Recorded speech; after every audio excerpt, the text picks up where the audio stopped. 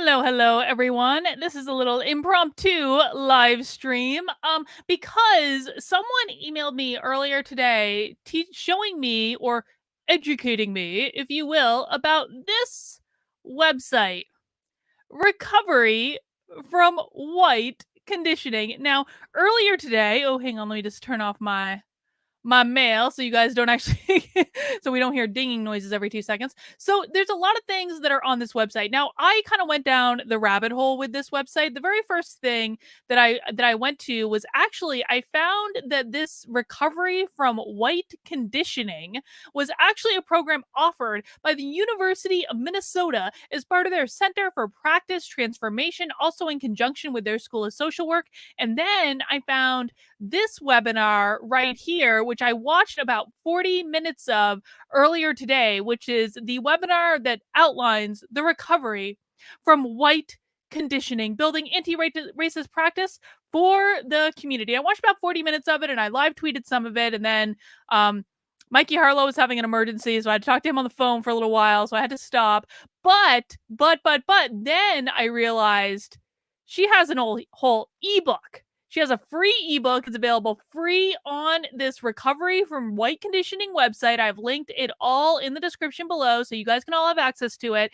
And it's like 70 pages, but like we're not going to read all the 70 pages. And if you see, like it's not there's not like it's not text heavy stuff. So what I thought we would do is I'm just going to go through this live.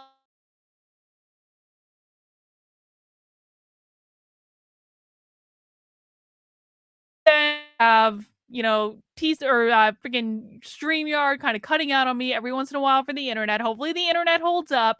But I'm just gonna go through this live with you all right now, and we're just gonna see how this goes. Oh god, freaking YouTube is already giving us problems. Great. Okay, stream guys, let's just take a second.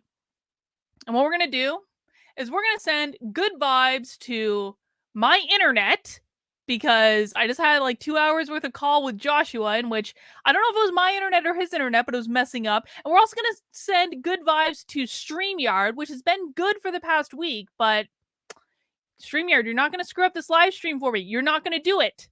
I will send you a sternly worded email, mother effers. I'm not messing around. All right. So let's take a look at this here book, which is a 12-step program for recovery from whiteness. Let's see. I'm not going to read the introduction. Let's just go down to okay, 12 steps of recovery from white conditioning. This is literally brainwashing. What this woman has put together, the woman that put this together is a social worker. This is literally brainwashing. And I want to show you this too, because I can go in. So here is the recovery from white conditioning PowerPoint that she used for this presentation she did at the University of Minnesota. She even admits it.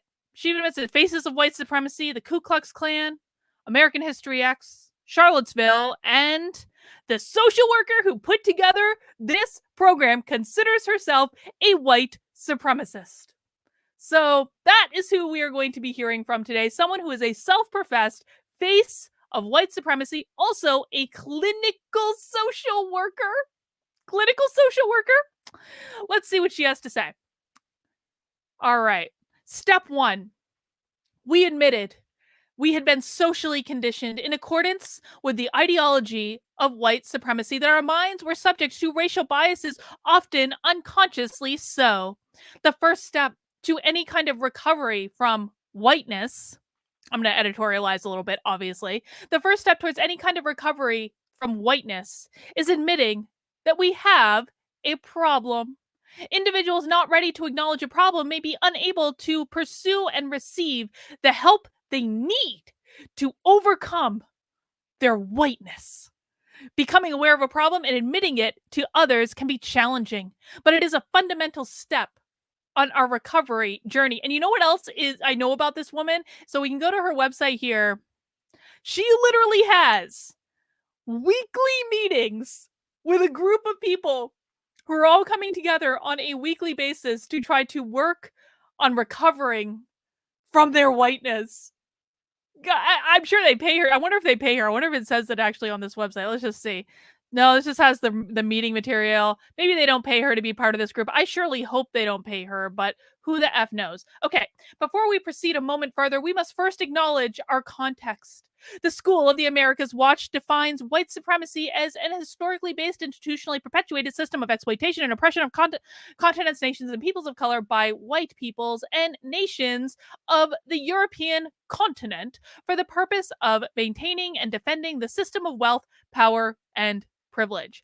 The definition continues to describe white supremacy as a system, a web of interlocking, reinforcing institutions, economic, military, legal, educational, religious, and cultural. As a system, white supremacy affects every aspect of life in a country. In the United States, the ideology of white supremacy has been consistently utilized to enact, defend, and perpetuate centuries of oppression against people of color, including the indigenous peoples of this land and enslaved individuals of African descent. I wonder if she's talking about Kamala Harris there, too. I wonder if she would group Kamala and,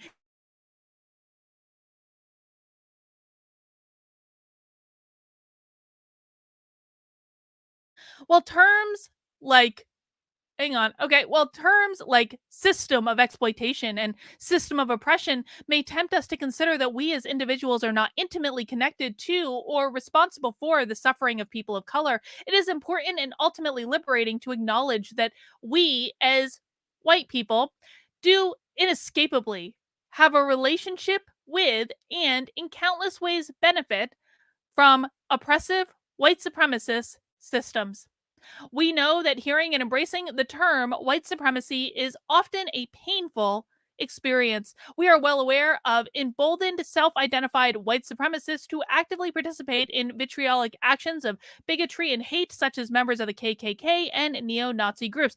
By the way, can we all just take a moment to remember who Richard Spencer is endorsing for president? Does anyone in the chat know who Richard Spencer, an actual white nationalist, is endorsing for president of the United States? If you know, just chat it all in. Chat it in. First correct answer gets bragging rights for knowing the correct answer of who the actual white supremacists are endorsing for president of the United States. I'm just gonna give it a sec because I know I'm on a little bit of a delay here. Giving it a sec.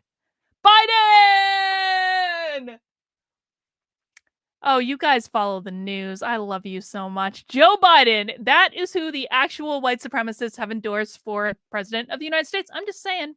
Okay, let us assure you that in acknowledging our connection to the ideology of white supremacy, we are by no means declaring that we belong in the same category as bona fide hate group members. And yet, you are voting for the same president as people in those categories. So I just think you're guilty by association because that is what you've used for Trump supporters for the last 4 flipping years. And so one good turn deserves another.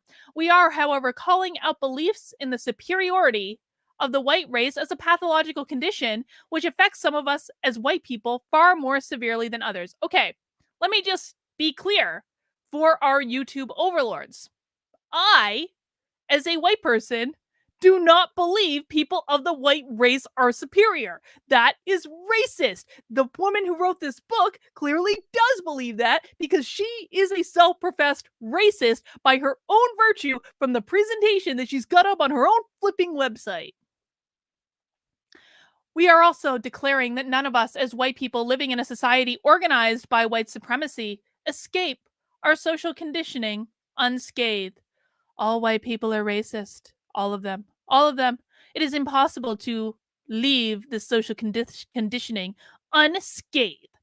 For recovery group purposes, it is often helpful to think of white supremacist conditioning affecting us as white people on a spectrum. Individuals at one extreme are living out white supremacist ideals through hateful actions and overt racism, while individuals at the other end of the spectrum actively invest every day in fighting back against their white supremacist conditioning. If you consider yourself as existing somewhere in between these two extremes, or are not yet ready to place yourself on the spectrum, know that you are reshaping a space with know that you are sharing a space with individuals who are striving to engage in honest self-reflection, work to determine their placement alongside hope for tomorrow. So, what she's referring to here, and she actually has this in her presentation, here it is. So, what she says is that every white person out there exists on a spectrum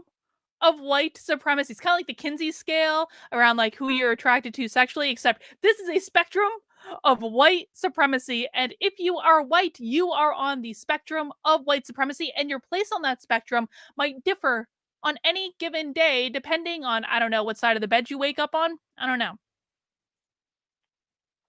As we work to evaluate the degree to which white supremacist conditioning has affected who we are today, it is worthwhile to first consider the various sources of our learning about our race, ours and others, that have shaped us to date.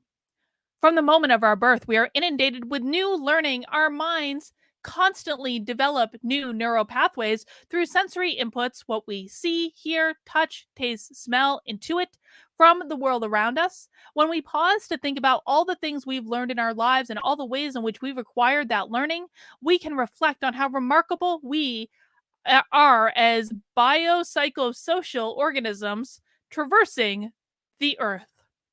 One of the things I find most offensive about this woman's ideology is that she tries to equate like her calling herself a white supremacist with being spiritual in some respects. I'm sorry. I'm a deeply spiritualized person. I do a lot of spiritual work. I've had a great many spiritual teachers across a variety of different belief systems. And what I have learned from every single teacher I've had is that God loves all of us unconditionally. Unconditionally. It is a beautiful, perfect love, no matter what mistakes we've made, how we've screwed up in life.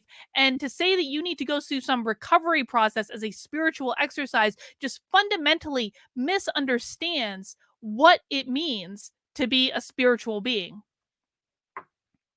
Our learning happens through explicit intentional actions, e.g., parents verbalizing the rules for crossing the street. It happens through more implicit means, e.g., noticing that our white mother clutches her purse when she sees a black man walking towards her.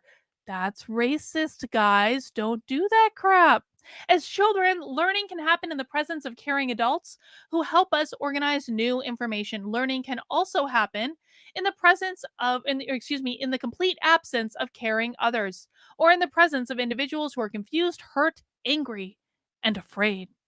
Studies routinely show that small children as young as 2 years old have developed a strong sense of racial preference. No, that's not what the studies show. What they do is they trick these kids into giving answers that appear to be based on race, but are not based on race. It simply it has to do with how they see themselves. And so, what she's going to describe here is the doll test, and I'll tell you guys what the doll test is in a second.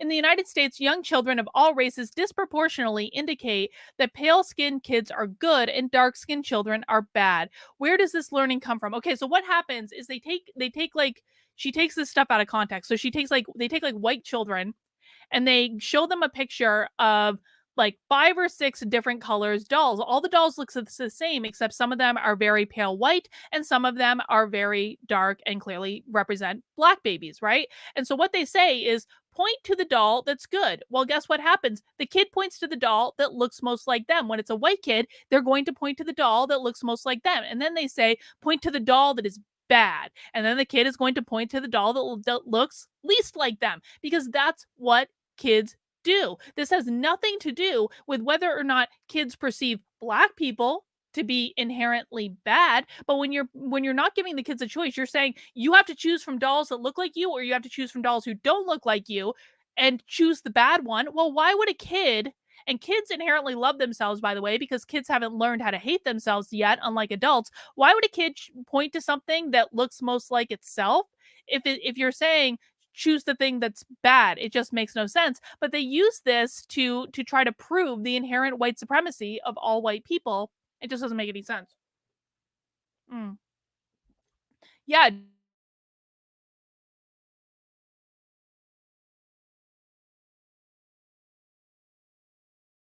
you ask. Yes, that is correct. Okay. However, we have arrived at this moment through learning that occurred via family conversations, academic institutions, history books, blah, blah, blah, blah, blah. By stepping outside of our individuality, because they try to attack the individual, and examining the context in which we find ourselves, white people living in a society organized by white supremacy, we are called to name and blah, blah, blah, blah, blah, blah, blah. She's not even saying anything here. Oh, she brings work into it. Okay, I can talk about this. Unfortunately, for individuals who are either living in denial or fully invested in living out white supremacist ideals, we often see that there's an overwhelmingly strong desire to hold on to past learning. That has nothing to do with being white, dude. That's called being a human being. Like all recovery programs, this program only works if the individuals involved are committed to and invested in working their steps. Individuals may only benefit from the recovery process of their whiteness if they are willing to examine their inner selves and their internal context, rejecting the myth of white supremacy in all its forms. In management circles, it is often said that 10% of your employees will take up 90% of your time. I mean, okay. The saying is designed to highlight that while managers may spend the vast majority of their time problem solving the challenges brought forth by a small minority of employees, the remaining 90% of their hardworking employees often go unnoticed and unappreciated. For these purposes of our recovery groups, it is important for us to focus on the metaphorical 90% of individuals who are willing to embrace the 12 steps of recovery. Okay, I just want to do a quick poll in the chat. How many of you are willing to embrace the 12 steps to recover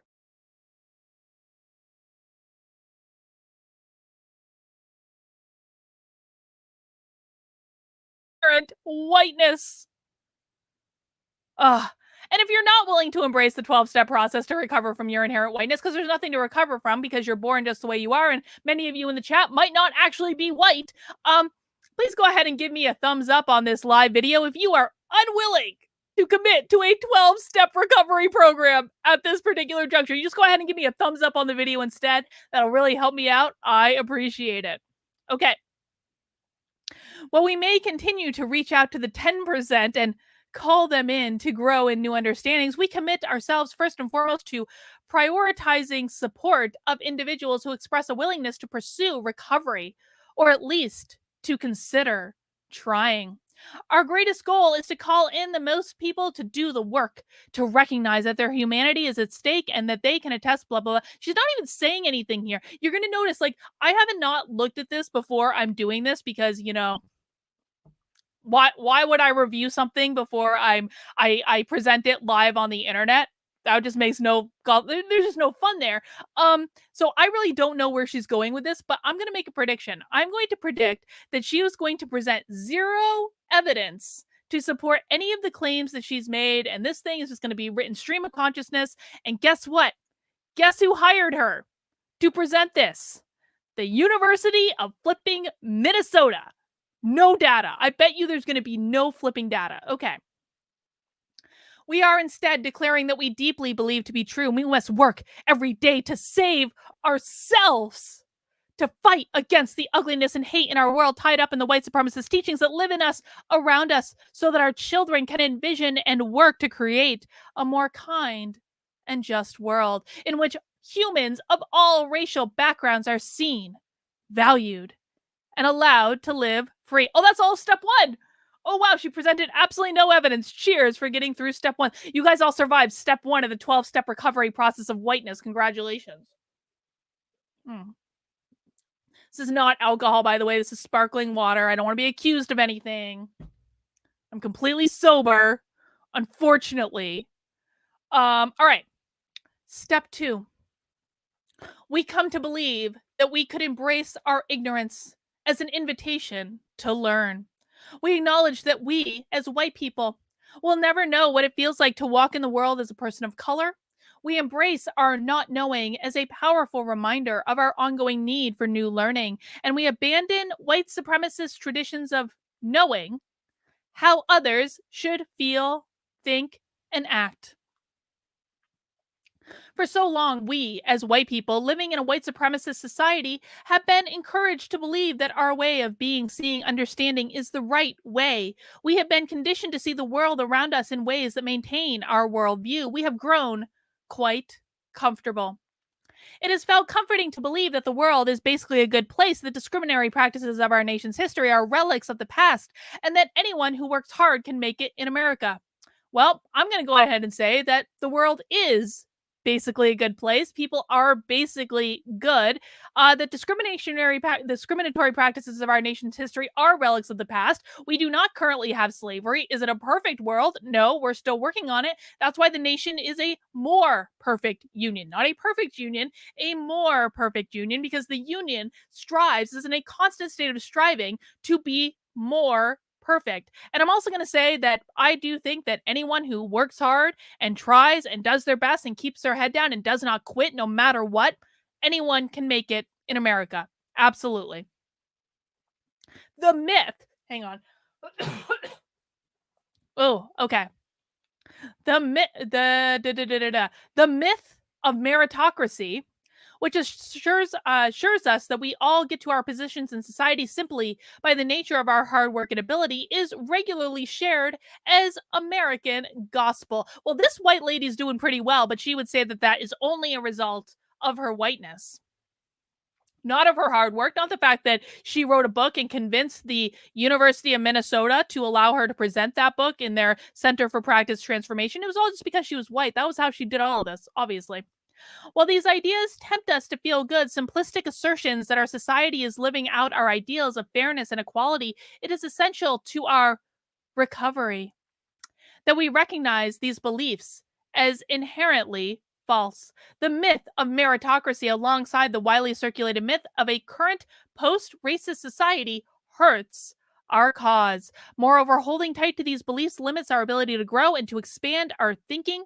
In recovery, we find that there is greater power within ourselves and in community with others to embrace a stance of not knowing as an active step in countering white supremacist patterns. Do you guys have any idea what she's saying here? I feel like she's like throwing out a whole bunch of words and I have absolutely no idea the point she's trying to make. Ignorance, therefore, is essential.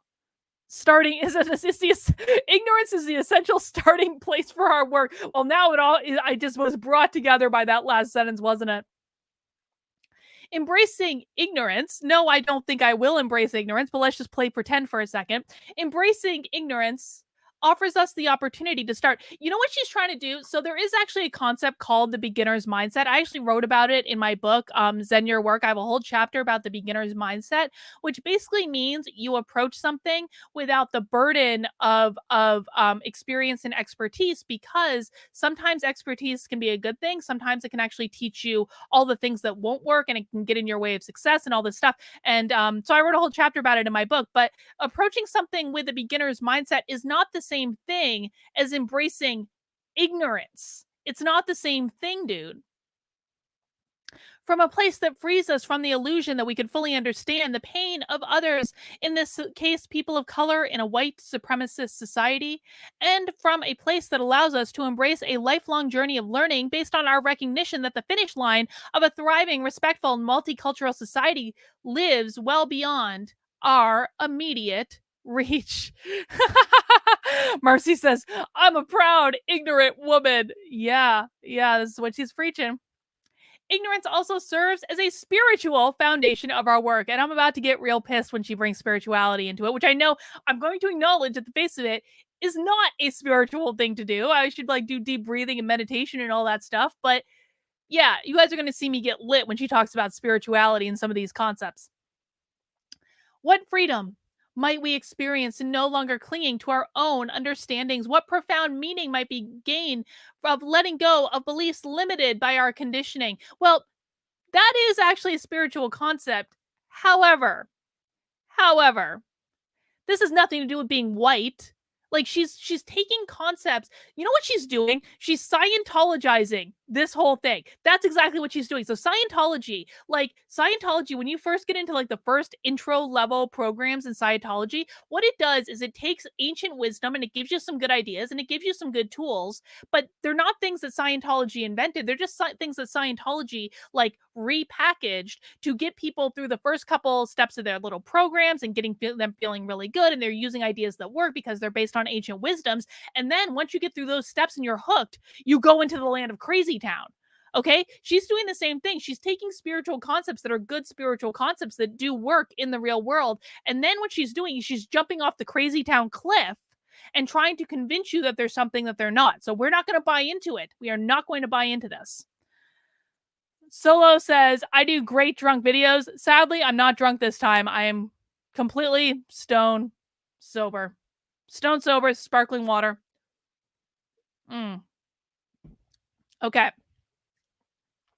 What profound meaning might we gain by letting go of beliefs limited by our own conditioning, of beliefs created in isolation from groups of humans who experience our society in significantly different ways? Well, everyone experiences society in different ways. Yes, race is one of the different ways that you can experience society. Class is a different way you can experience society. Where you grew up is a different way you can experience society. Whether or not you had a two-parent household is a different way. What type of work you do is a different way. People experience society in all sorts of different ways already, and there are many other ways that have nothing to do with race. What new world might we imagine and help co-create if we accept a starting point that involves us as white people?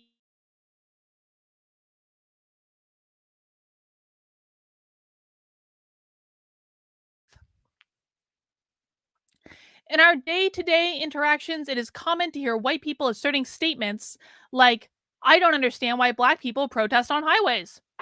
It is a very good question. Although I think we should also point out that many of the Black Lives Matter people that are protesting on highways are not, in fact, black. They are white. And many of them are rich white kids that feel guilty about being rich and white. And so they are compensating by protesting on a flipping highway. Guys, I see David, I see your super chat coming in. Just so you guys know, I will do a couple pauses to like take questions and answer super chats and those sorts of things. But I want to power through a little bit of this book first and just rant a little bit. But I am logging them. I will take a pause. Oh, Truman's here. Hi, Truman. In our day to day interactions, it is common to hear white people asserting statements like, I just don't understand why black people protest on highways, or I don't understand why undocumented immigrants break the rules in coming to this country. Some statements are most often made in the spirit of condescension and judgment. So I mean, she's making an assumption there that anytime you question anything that these people do, you're being judgmental and condescending, like you silly white supremacist. With condescension in one's perspective, there is no opportunity for new learning. If, however, a person were to make a statement, hang on, there. If, however, a person were to make a statement with an aim and tone reflective of one who is pursuing new understandings, there is much potential for growth. I don't understand why Black people protest on highways, but I have no lived experience that informs me of the pain and fear so great as to disrupt business as usual and risk my freedom in the process. I wonder what that pain or fear or frustration might be, and I wonder how I might find those answers. So she's assuming that there is a perfectly reasonable way why Black Lives Matters protesters, and I'm specifically saying Black Lives Matters protesters and not black people, because the listen, like guys, like Black Lives Matters protesters are a very, very, very small, like most black people are not Black Lives Matters protesters, okay? And we need to acknowledge that. So she's basically saying there must be some logical explanation to why they're protesting on highways and running people over with their car and doing all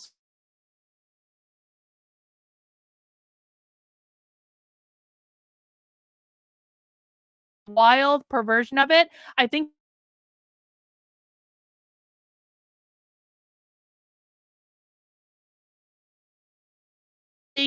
a very, very helpful program for so many people, and she's taken it and perverted it and made it into something that it wasn't meant to be. And I think it's awful. She shouldn't be doing this. The above example demonstrates that we're not abandoning the topics that we don't know. We instead are tending to those matters where with an awareness of our ignorance and an invitation to connect humanely with new learning and growth. Our ignorance as white people in the recovery process for our whiteness is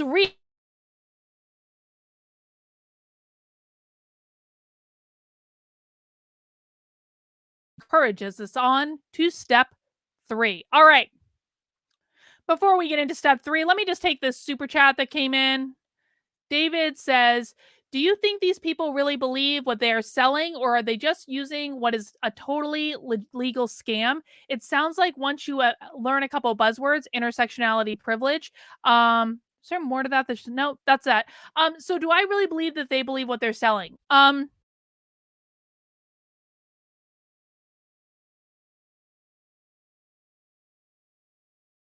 Believe this sort of thing, they go through years and years and years of indoctrination and education into this. Like what this woman has created, this is brainwashing. This is a book to brainwash someone. That's what this is. This is a program to brainwash people into thinking what she wants them to think. Do I think she's doing it from a purposefully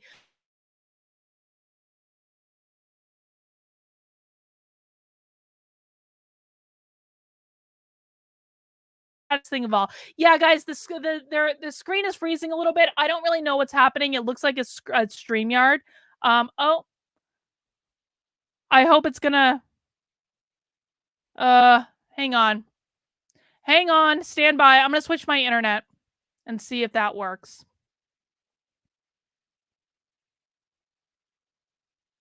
Okay, I seem to be back now. All right. There's so much lag. Hang on, hang on, hang on.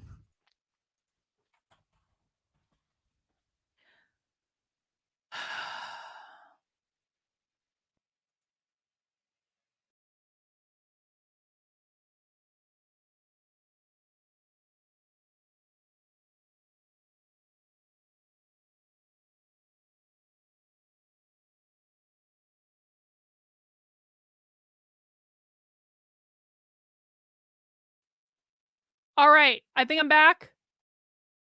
I think I'm back. Am I back? I just switch my internet real quick. So hopefully I am back. Hopefully hopefully things don't suck.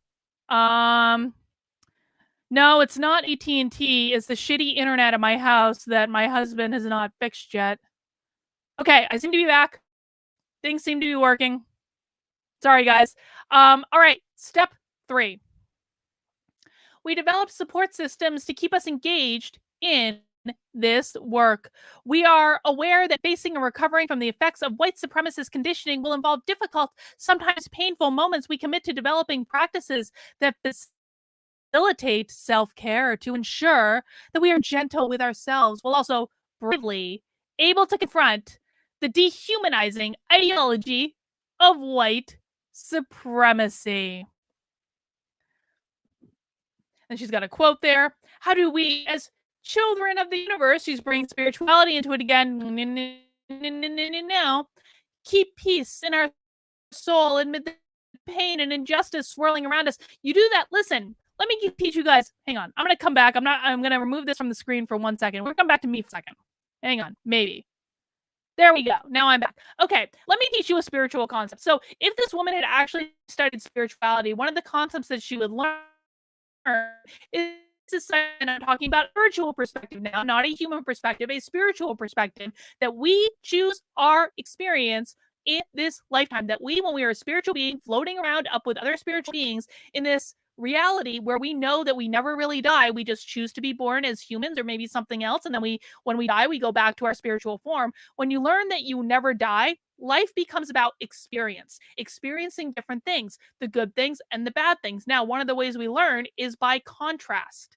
If you experience a good thing, it's going to feel extra good if you are capable of comparing that with a bad experience. Okay. So, a really easy way to say this is, am I lagging again? Mother effer. Mother effer. Yeah, guys, I see the lag. Yeah, Victor, I know the video's blurry because the internet fucking sucks. I'm aware of the problem. Thank you. Sorry, I just had to shout at my husband. I don't know if you guys heard that on the mic. All right. Well, okay, I'm gonna say this, and I'm gonna try to restart my internet again because 2 times isn't enough. So I'm gonna say this. So if I have really shitty internet And I compare that with coming back and having great, wonderful, beautiful, clear internet, then I have learned by contrast, right? Because the great internet is going to feel so much greater when the shitty internet is compared to it.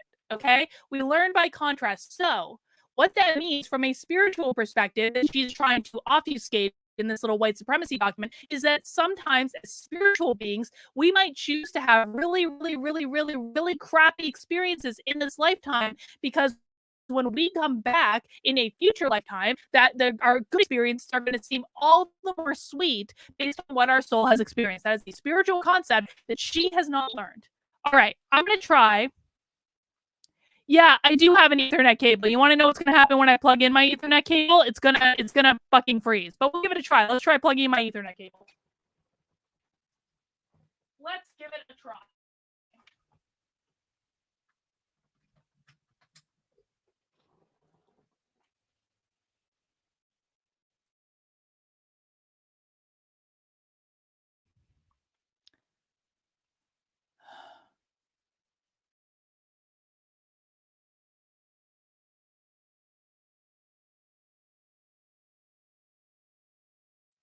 All right. Take 37. Yeah, you guys know I'm yelling at Victor right now. All right. We're going to see if this comes through. And if not, I may just have to cut the stream and try not live to fight another fucking day. Oh,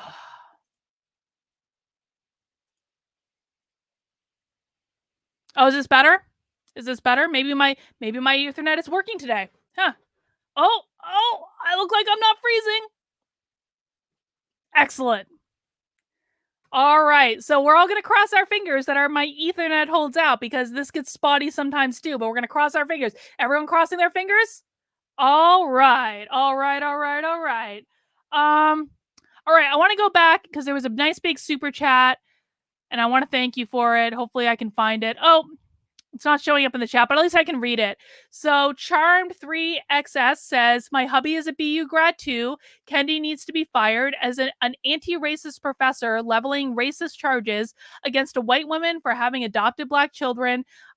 Two is as props. He canceled himself. Do better, BU. Dude, I absolutely agree. I'm a Boston University graduate. I went to the College of Communication. I graduated in 2003. I hate that BU is supporting this guy.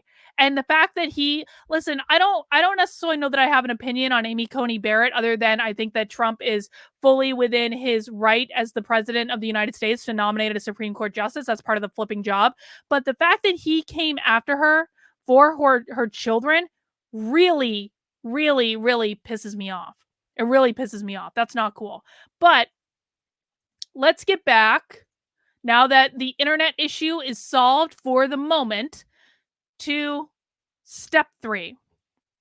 And by the way, guys, I had a great time at BU. I have no complaints about my time at BU, but I graduated from BU in 2003, so it's been a minute since I was there, you know?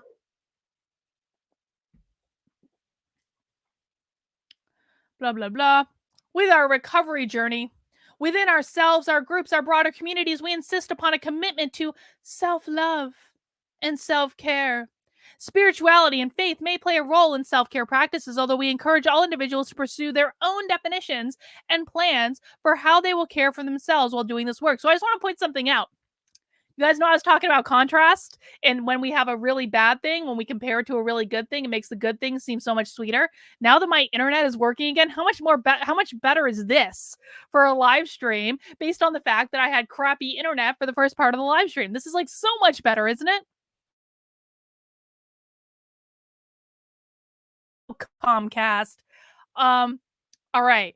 If faith is a source of comfort for all of us, we must strive to implement consistent rituals that will anchor us in our recovery journey. Oh my God. Guys, she wants you to use daily prayer, weekly attendance at places of worship, or regular reading of spiritual text as a way to support your recovery from whiteness. This person has not learned that fundamental lesson of spirituality, which is God loves us no matter what. You don't need to pray to God to recover from how you were born. God loves us all unconditionally. God unconditionally wants all of us to be successful in how we choose to use this lifetime. Ugh. We may pray new prayers, including requests to our higher power to give us courage when facing painful realities of our life here on earth. Realities we prefer no longer existed, but realities that must be faced if they are to be eradicated. We may ask our higher power for guidance and supports in keeping our hearts and minds open to learning. For those of us who do not embrace a higher power that is known to others, we may still embrace the spirit of faith that can give us. I'm not going to read any of this spiritual crap. Like, I'm just not going to. She doesn't understand what she's talking about. Um, Step 1 through 3. Important reminder. It is common for individuals in recovery to spend significant time working the first 3 steps while it may be tempting to speed through them to expedite the overall process. Being authentic with ourselves is essential in solidifying our foundation for recovery of whiteness. Oh, did I freeze again?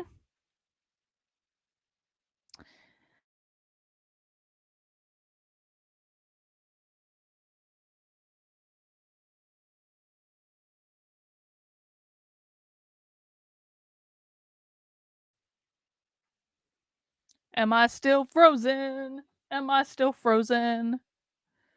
Mother effer.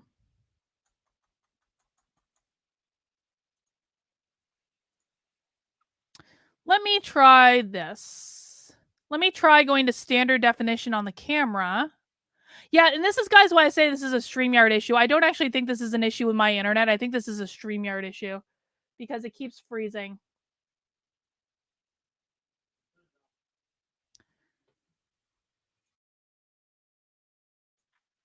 Okay, this seems to be better. Okay. Victor assures me that I'm good. I don't know how much that means. I'm going to hope. All right. If we move too quickly before we're completed the first 3 steps with sincerity and commitment, we risk jeopardizing our long term recovery goals. Specifically, we risk moving into an ever growing awareness of the complex lifelong recovery journey ahead of us without simultaneously growing confidence in ourselves, our ability to persevere through pain. This doesn't say anything. And this is like the problem with this book. This is where I'm, what, page 31? We're already halfway through this book, and she's provided no evidence of anything. No evidence. None. Zero. Step 4. We journeyed boldly inward, exploring and acknowledging ways in which white supremacist teachings have been integrated into our minds and spirits. After acknowledging the problem, we must also acknowledge that it has impacted many areas of our lives unconsciously and consciously. Each of us must explore ways, past and present, in which the ideology of white supremacy has negatively impacted us, our understanding of history, our social networks, and our patterns of interacting with peoples of color, with an focus on microaggressions. Ding, ding, ding. Buzzword, drink.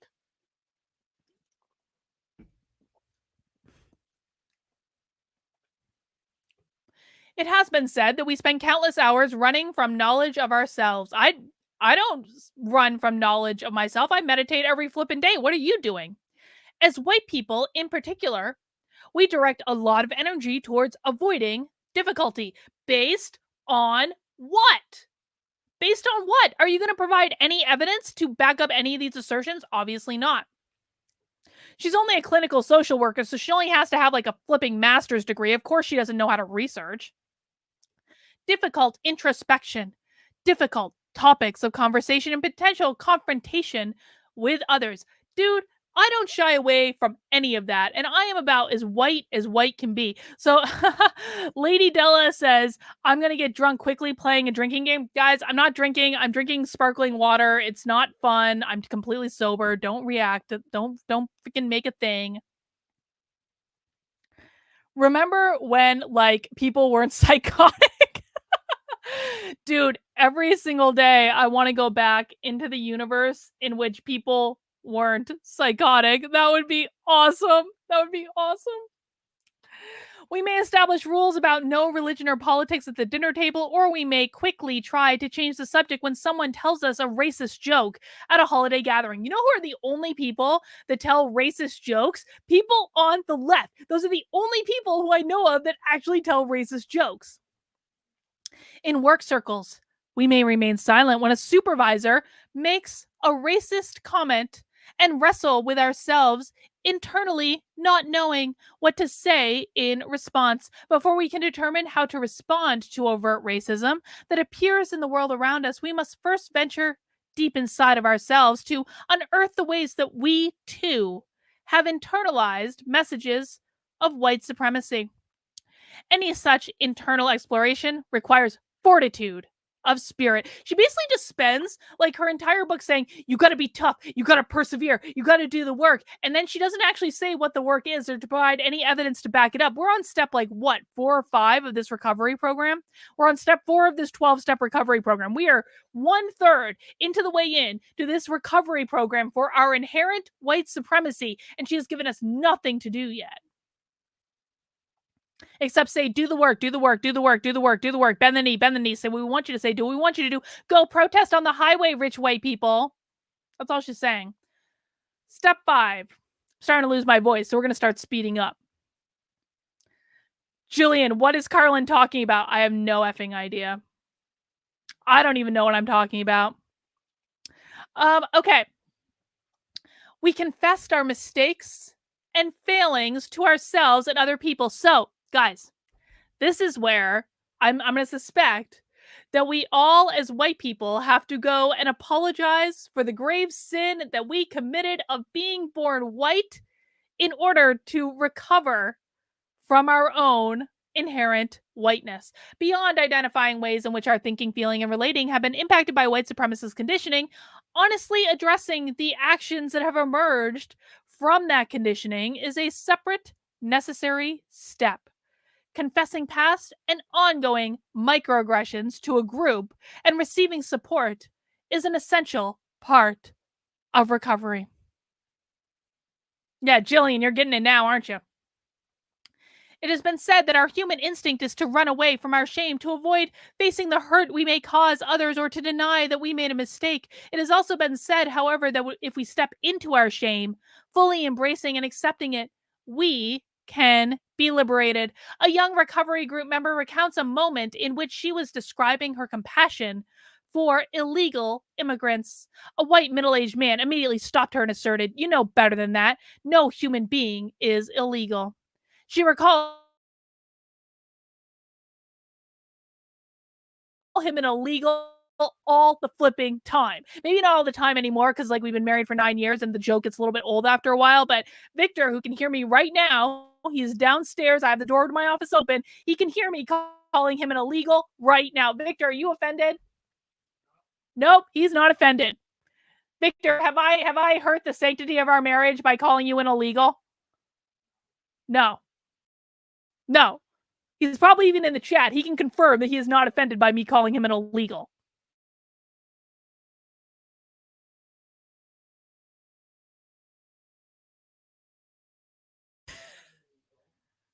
What? You are kind of illegal. He's saying you guys can. He's like, I was never illegal. It was. I'm not even drunk, and this is what's happening on my live stream. Okay. A white middle-aged man immediately stopped her and asserted, "You know better than that. No human being is illegal." She recalls being shocked and ashamed in that moment. She had never intended to use language that was hurtful, yet despite her best intentions, she had indeed perpetuated the language that dehumanized a group of people and their circumstances. Victor, do you feel dehumanized? No, Victor does not, in fact, feel dehumanized. Oh, here he is. Here he is. See? Confirmation. My husband is not offended.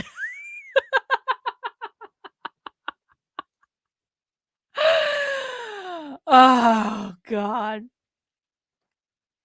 In that moment, she had 2 options: tuck her tail between her legs and run away shrieking and disappearing into oblivion, or swallow her momentary shame and embrace new vocabulary that would help her continue to live out her compassion towards undocumented workers. Today, she uses this example with others who are nervous about making mistakes on the journey. She names the experiences of using hurtful language and of being corrected in a way that felt extremely direct, takes ownership of her previously not thinking about it. How easily we repeat language in terms that don't originate from a place of common humanity. Okay, I don't even. Well, we may debate over effective strategies for calling out actions rooted in white supremacy. Is my camera still freezing? Okay, my camera's not still freezing. Okay. Well, we may debate over effective strategies for calling out actions rooted in white supremacist ideology or calling in people to the cause when we ourselves are confronted with an aware. I don't even know what the F this woman's saying. Rejecting white supremacist ideology, which is often tied up with perfectionistic tendencies. So she's literally, what she's done, you guys remember that white supremacist document, that white supremacist culture document I was talking about a lot for a while? She's literally gone, this is similar to if you saw what the Smithsonian displayed as a document outlining what it means to be a white supremacist. She's integrating those buzzwords into this. So she's attacked individuality. She's attacked perfectionism now is the next one. Rejecting white supremacist ideology, which is often tied up with perfectionistic tendencies, means that we free ourselves to try to move differently in the world, humbly accepting the limitations of our humanness and loving ourselves and others through our mistakes. Confucius reminds us our greatest glory lies not in never failing, but in rising each time we fall. This woman loves quotes too. I'll tell you what. Okay. Step 6, guys. We're halfway there. Cheers.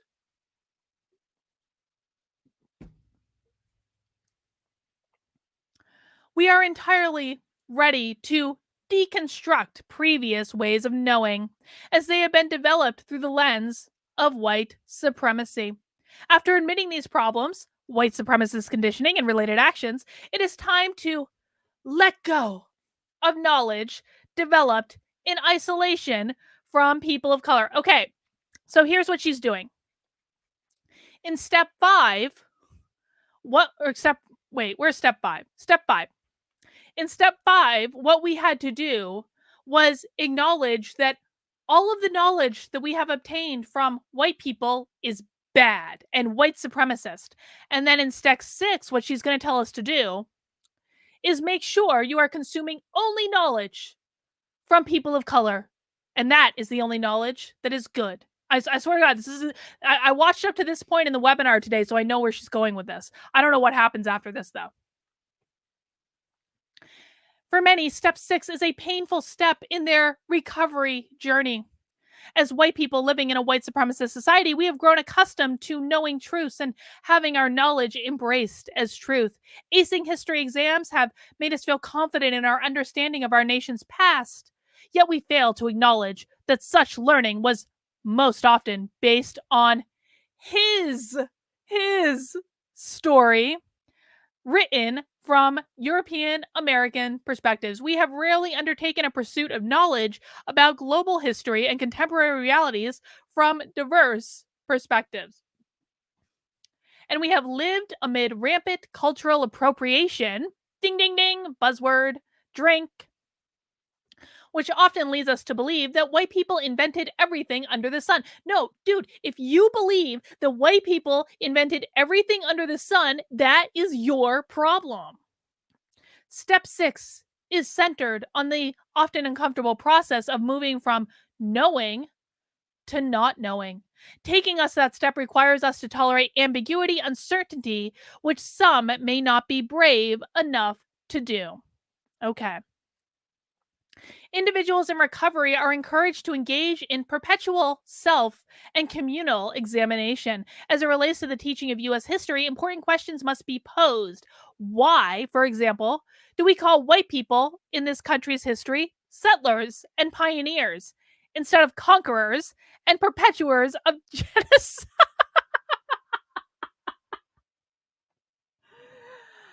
Oh my God. Oh my God. All right, fine. We can collectively acknowledge that if history were written from the perspective of enslaved Africans in the South or indigenous people whose lands were stolen, our understanding and telling of US history would be vastly different and profoundly painful. If we can acknowledge that the perspectives of people of color are left out of the mainstream his storytelling, can we agree that it is time to reject mainstream history and knowledge as the primary source of information? No, because you should be looking at things from different perspectives. This is why I said the other day, like, go read People's History of the United States, dude. I read it. It's probably in my basement right now. Go read that book. Go listen to different perspectives. But, like, learning about the perspectives of other people does not mean you throw out the perspectives of white people. You don't have to do one in order to do the other.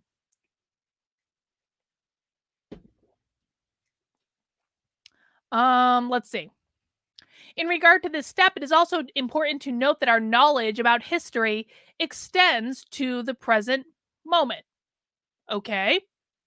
We continue to tell ourselves stories about who we are, who the others are, and how much we must act in relation to each other, preparing ourselves to let go of all the things we've been told about the heroes and evildoers today throughout history is an essential step that takes us back to our earliest days of childhood, in which we knew so clearly that they were the good guys and the bad guys of the world.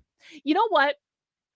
I'm going to agree with her on this in a very specific circumstance. Because, okay, like, side note, have any of you been watching Cobra Kai? Who in the chat has watched Cobra Kai? If you are not watching Cobra Kai, you need to effing watch Cobra Kai. Go back and watch the Karate Kid movies first if you haven't seen them in a minute. But who has been watching Cobra Kai in the chat? Anyone? I swear we're going to get back to this in a second. I have a point I want to make, though. Yes. Steven says, I have, and I love it. Who else has been watching Cobra Kai? Cobra Kai is great. Okay, guys, so here is why Cobra Kai is so great. Because it fundamentally makes you question who was the real bully in the Karate Kid movie. And so I'm going to throw her a bone. Yes, when you watch the original Karate Kid movies, you get a very distinct perspective on what is going on in those movies. When you watch Cobra Kai, you start to have a completely different perspective of what's going on in those movies. So I will throw her a bone here. I will say that I think that people should go learn about the different perspectives that exist. But in the course of that, like, you still need to include the perspective of white people. You can't just eliminate those from the history books because you don't like that looking at other perspectives makes you feel uncomfortable. You have to go through the full breadth of the story. And if you are not watching Cobra Kai, you should start because it's effing phenomenal. It is effing phenomenal. So, okay, we're going to skip ahead. Oh, look. Okay, super chat. Let's stop into our super chat. John says, I find it amusing that Kendi writes in English if he wants to reject the language of the colonizers. Why not write in some more comfortable language of an African people? John, I think that that is like an excellent point, my friend. Let's give John a slow clap. Slow clap for John. Yes.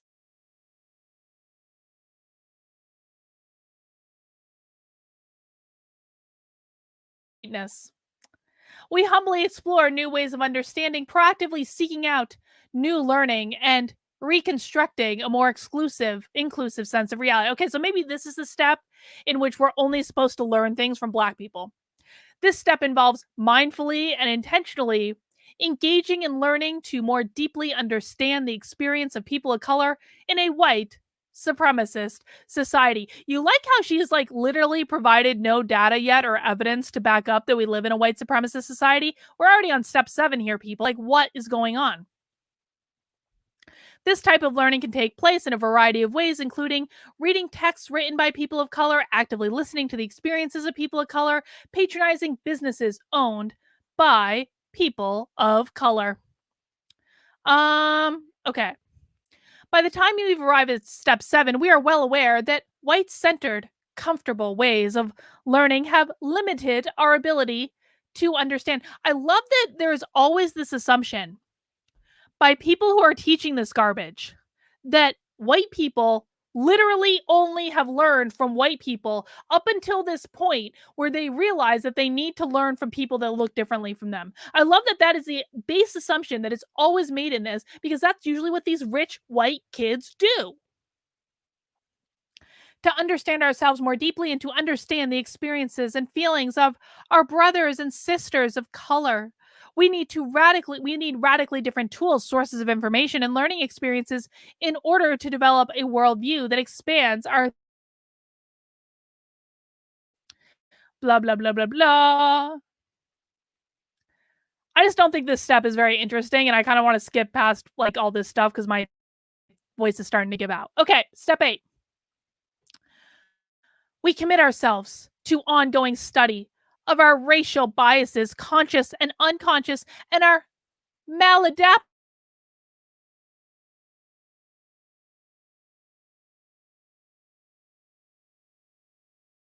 types, positive and negative, about people of color. We remain curious about the source of our thoughts, fears, and assumptions, and perpetually aware of their existence.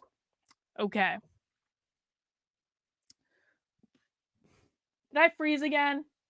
Mother effer. Looks like I froze again. Hang on, guys. Troubleshooting.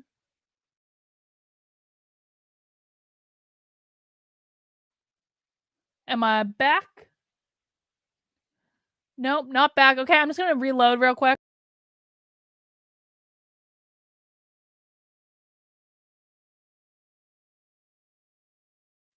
All right, I'm back. Hopefully it works now and I'm not frozen.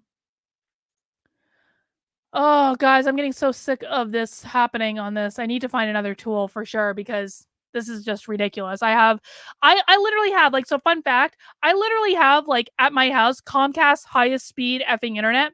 I do. Let me just do a speed test right now. I'll even show you guys. This is fucking StreamYard. Let's see. We're gonna do speed test, real time. Go. Hopefully, hopefully this, hopefully this fucking works. Oh, here we go. Here we go. Bing. See? I told you. This is not me. This is StreamYard. Look at that speed test. Let's see. This is 800 down and bing, 40 up. Okay? My internet is just fine. This is effing StreamYard or effing YouTube. This is either StreamYard or YouTube.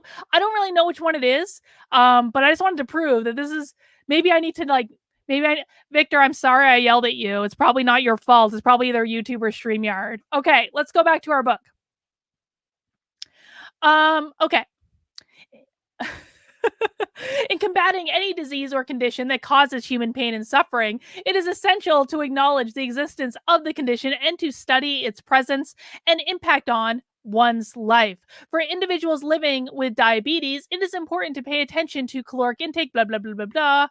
This doesn't make any sense. Okay, as a white person living in a white supremacist society, studying our thoughts, fears, and assumptions about people of color requires us to, again, reject the idea that we've arrived at a post racist society and instead confront our own internal maladaptive patterns of white supremacist thinking. You know what my assumptions are about people of color? I'm just going to speak for myself here. Hang on, I'll put myself on the screen.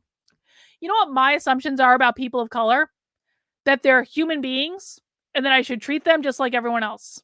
They're human beings, all with strengths and all with glorious flaws, because every human being has strengths and challenges, and that we should just treat people of color like everyone else. I don't know why this can't be the line that we come down on. This is like what I was taught in school, man. This is how I was raised. It's like you treat everyone the flipping same. And it's not the same as necessarily like saying, oh, I don't see color or any of those things.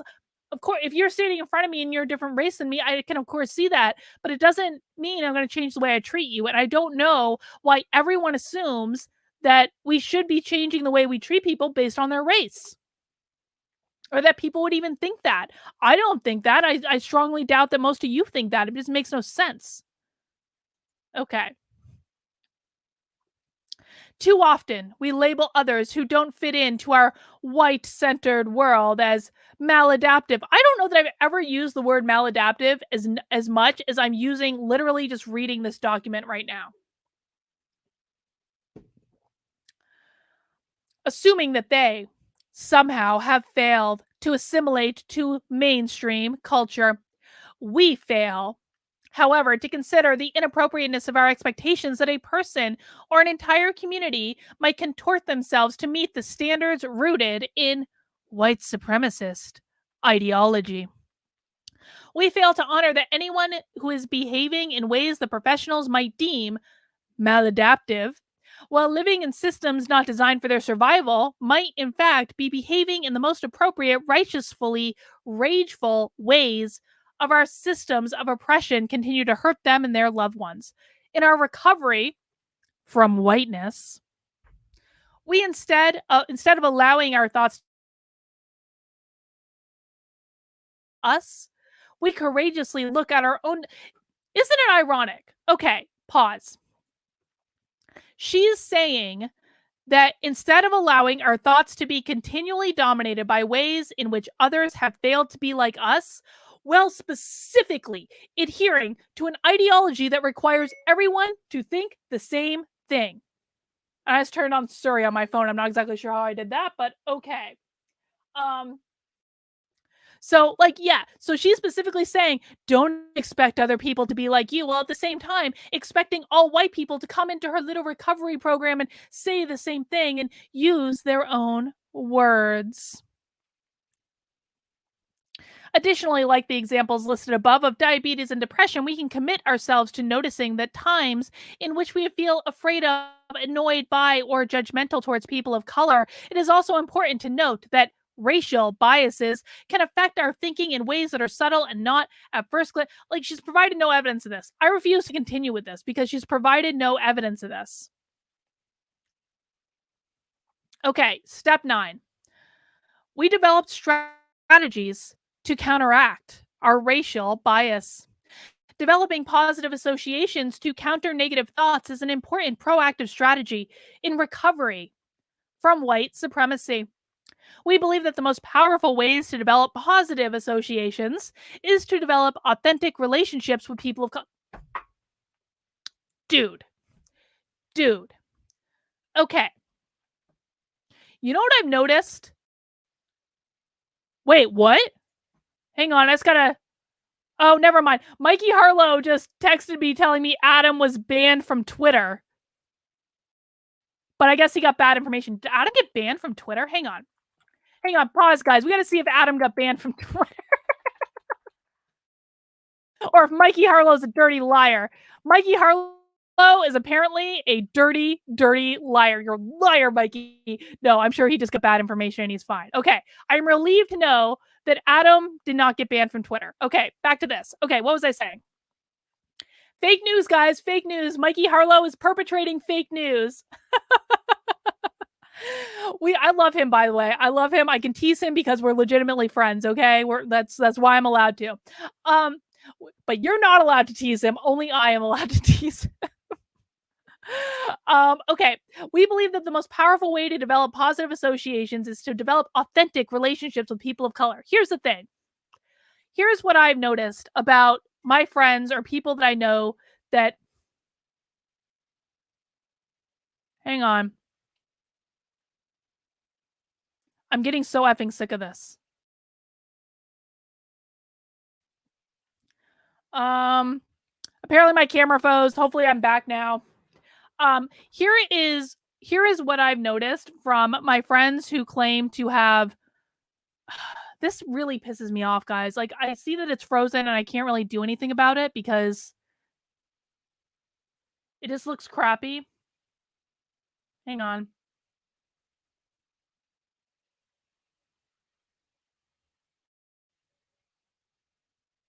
Yeah, guys, I'm sorry. Like I told you, like this is not my internet. This is either YouTube or StreamYard.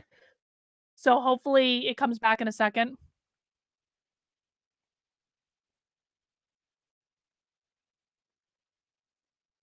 Oh, now my screen is black. Okay, great, great.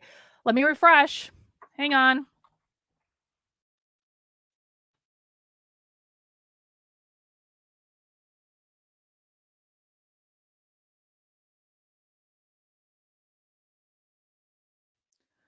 Okay, I've refreshed. Let's see if this fucking works now.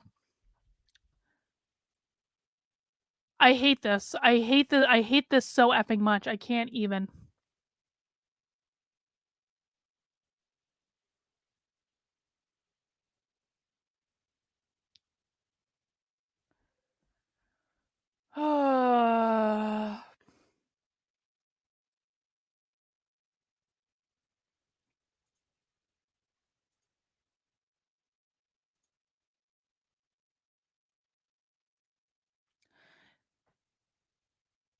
Guys, I'm just waiting to see if this actually refreshes. Okay, I think it's refreshed. I think it is. Um, okay, we're gonna power through the rest of this because I'm getting effing sick of this. So what I wanted to say is like people who have this ideology, they are incapable of developing authentic relationships with people of color because they're ironclad law of woke projection, right? They're the ones that project their own nonsense onto people of color, and they just try to make friends with black people or brown people or whatever because they want to say that they have black and brown friends and they have authentic relationships, but they don't really because all they care about is the person's skin color and it makes no effing sense. Ironclad law of woke projection. All right. Um, let's see. I think Bucket of Crows, if you're talking about my paintings, yeah, I painted the two big ones. Let's see. I'm getting my screen share back up. And we're going to bang through the last couple of steps. Yeah, thank you, YouTube. Fuck you very much, YouTube. Okay. We develop strategies to construct our own racial biases. Elizabeth says, sorry on behalf of social workers frightened in the extremism and their generalizations. Listen, man, I know wonderful social workers. I've talked with amazing social workers and they don't all think like this. So don't apologize for a whole profession. This is one person. This is one person who wrote a really stupid book. Okay, so she wants us to build authentic relationships with people of color. Once we have come face to face with the thoughts, feelings, and behaviors tied up in our white supremacist conditioning, and once we have committed ourselves to ongoing study, it is then time to put ourselves out there and actually make friends with black and brown people. Okay, I'm editorializing. What she's doing here is Robin DiAngelo talks about this. Hang on.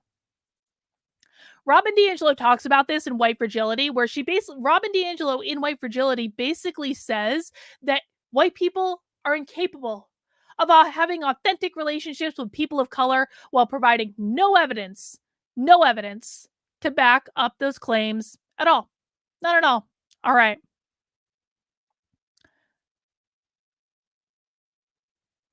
The F is this? Outside of developing authentic, loving relationships with people of color, we have hope in our recovery as we consider innovative strategies that we can apply anytime, anywhere. One recovery group member shares her common practice of driving down a city street saying aloud, quietly to herself, to people of color on the sidewalk, hello, my brother. Hello, my sister. Hello, my sibling. That is the creepiest thing I've ever heard in my life. Okay, if you're walking down the street saying quietly under your breath every time you see a person of color, hello, my brother. Hello, my sister. Hello, my sibling. That's creepy. That's creepy. Do you really think that's going to allow you to develop authentic relationships with people of color? Are you insane? Oh my God.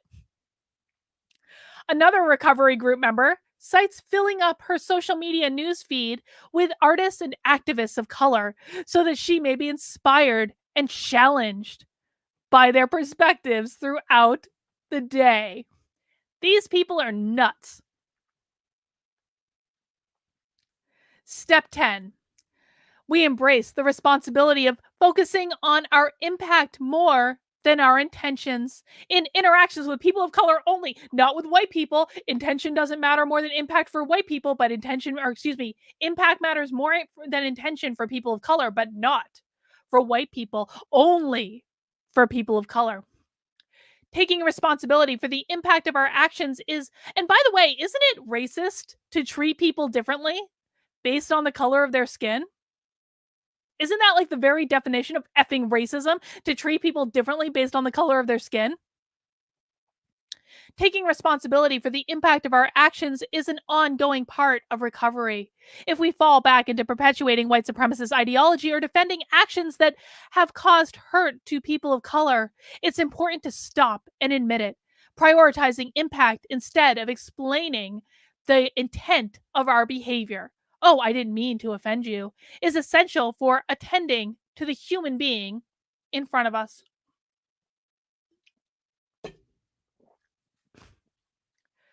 Let's see. If we already have personal relationships with people of color, we may be feeling increasingly connected to their lived experiences, encompassing both joy and suffering. If we've only begun building relationships with individuals who identify as people of color, so now we've changed the nomenclature, who identify as people of color, we may be feeling both the excitement of new human connection as well as the fear of stumbling in our efforts to connect across the differences. Big L Penn says, "You're doing God's work. Please keep it up." Thank you, my friend. I appreciate it. In all cases, it's important to remember we will stumble. Let's say that again. We will stumble. No one ever said that connecting across differences would be easy. No one ever said it was easy to be friends with people of color.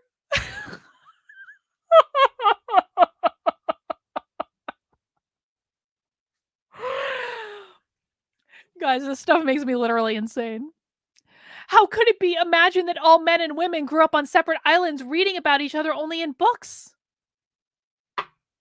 This woman is literally comparing people growing up on different islands and never seeing each other to her relationships with people of color. I grew up in Vermont, which is one of the whitest places in the history of white places, and I still had interactions with people of color. Like, what island were you living on that you didn't have any interactions with people of color or like black people? Because I know like a lot of black people and Latinos and Hispanics that I talk to, they don't actually like the term people of color, but we're speaking in leftist here today, so I'm using it. Jesus Christ. CRT sucks. Yes, it does. A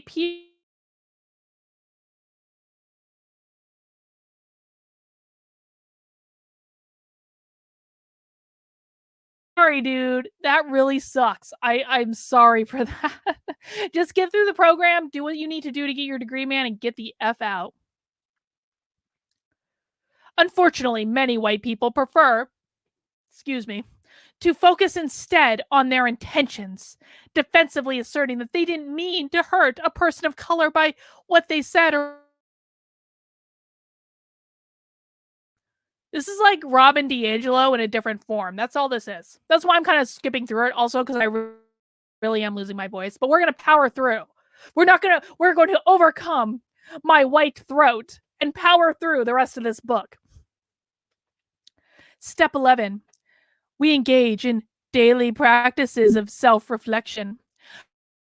Reflecting on the day, on moments in which we confronted our own white supremacist conditioning, on moments in which we are still bound by its limiting beliefs, is an investment in our recovery.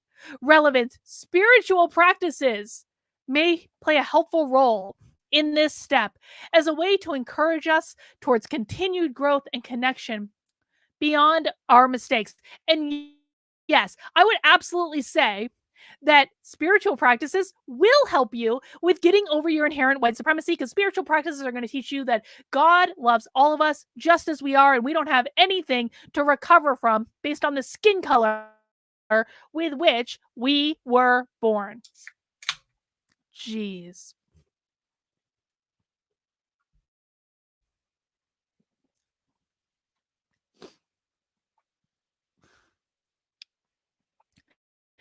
In a space of self reflection, we can commit to becoming better than who we were yesterday, to becoming more fully human and free from constraints of white supremacist conditioning. For individuals who embrace spiritual perspectives, okay, my husband's telling me my camera froze again. Great, great, great, great, great.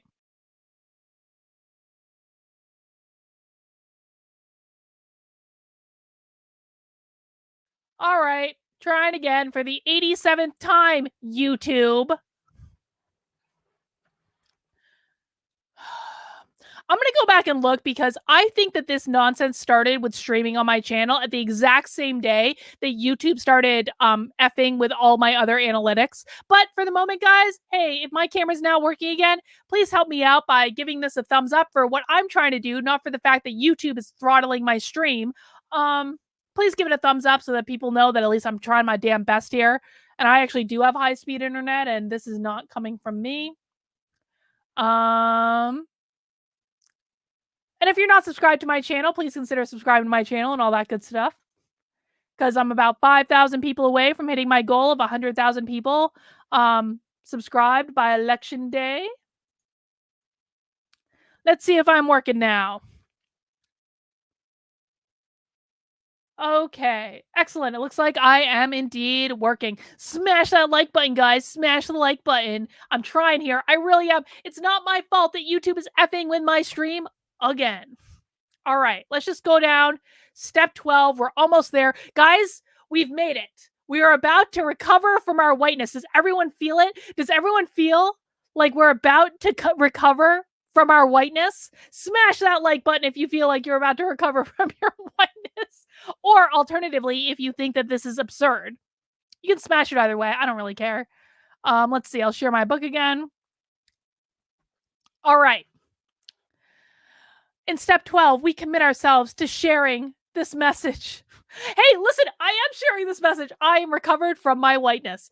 We commit ourselves to sharing this message with our white brothers, sisters, and siblings in order to build a supportive recovery community and to encourage personal accountability within our culture every day. Assisting others to help seek and recovering from white supremacist conditioning is becoming an ally with people of color is a core component of recovery. Working with future recovery from white conditioning groups is a common choice for this step.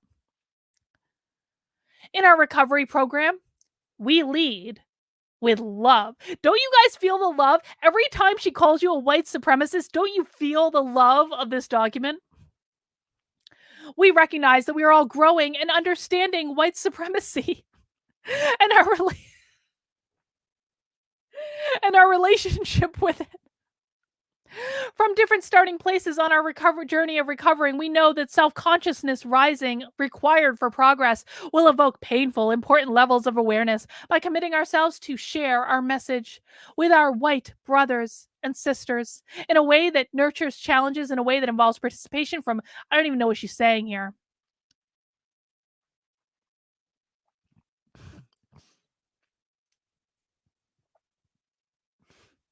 We ask you to love yourself relentlessly amid the important, challenging journey of recovering. We ask you to lovingly welcome into more white people the opportunity for healing and growth that exists for all of us. If you're willing to work our recovery program, we encourage you to do so with humility, accountability, and grace, knowing that our humanity is on the line.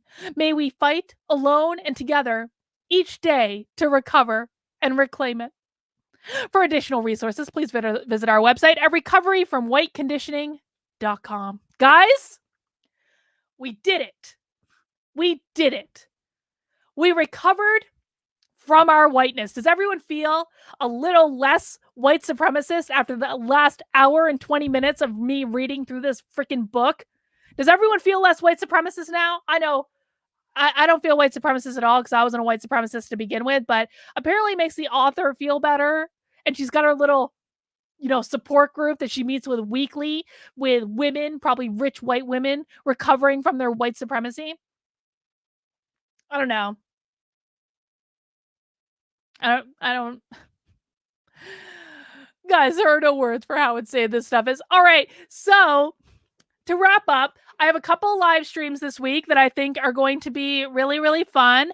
Tomorrow at 2 p.m., I'm going to be live streaming with Jim Hansen, who actually wrote a book that's like the anti-white fragility book. So that's going to be tomorrow at 2 p.m. on this channel. I'm going to go talk to him. I actually have to go read the flipping book. I flipped through it already a little bit, but this is like the counterbalance of white fragility tomorrow, 2 p.m. With Jim Hansen on this channel. On Wednesday, I'm not doing anything live on this channel, but I got a couple other things. I'm supposed to be on Rosa Dawn's channel. So that'll be fun. I've never been on with her before, and I'm really looking forward to it because I'm a big, big fan of Rosa Dawn. Also, Joshua and I are going to be rescheduling Nothing Remotely Controversial. We usually do it on Tuesdays at 9:30 p.m. But Tuesday, guys, what's coming up tomorrow? Does anyone know what's coming up tomorrow that's going to be awesome? The debate. The debate that we have all been waiting for is tomorrow. So Joshua and I are not going to have Nothing Remotely Controversial tomorrow. We are rescheduling it for Wednesday, okay? We're rescheduling it for Wednesday. So we'll be on Wednesday at 9:30. which will be awesome. And then on Thursday, guys, I'm actually not going to be on Adamcast this week because I am traveling to DC on Thursday. So I'm actually going to be on a flight while Adamcast is going on, because this weekend, oh God, I'm losing my voice. This weekend is the big Unsilent Majority March on Washington with Walkaway. And so I'm going to be flying to DC on Thursday for that. And then I hope to see some of you there. That's all I got. That's all I got, guys. That's quite enough. All right. Victor is waving to me. I gotta sign off. So yeah, I'll catch you guys later. Hope you enjoyed this rather bizarre live stream, but whatever. I did my best, and I know you guys know that. All right, guys, have a great rest of your day. I'll see you soon.